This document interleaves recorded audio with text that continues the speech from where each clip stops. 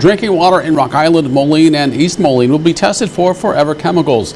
This timing comes after people in Buffalo, Iowa found out their water contains potentially dangerous levels of those chemicals. That's the top story at 6. The three cities hired a water testing company in Chicago to conduct a joint planning study. The EPA proposed a national primary drinking water regulation to mitigate exposure to PFAS earlier this year. Rock Island city engineers say they are preparing for that change. Local 4's Jackson Rosinski reports an environmental consultant looking into the problem in Buffalo, Iowa, understands why people are uneasy.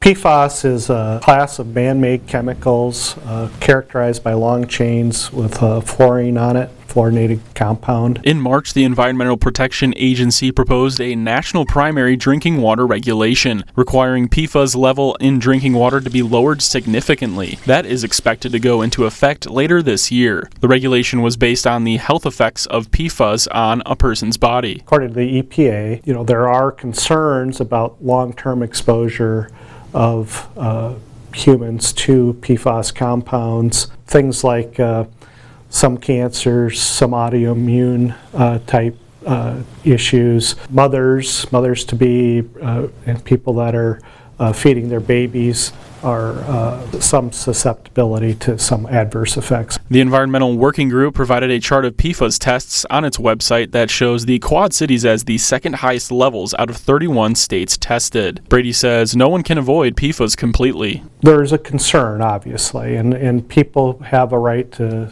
be concerned. But what I can tell you is the science and the standards are still evolving. He says people should stay cautious about the high level of PFAS in the Quad Cities. Chemicals have become widespread in our environment.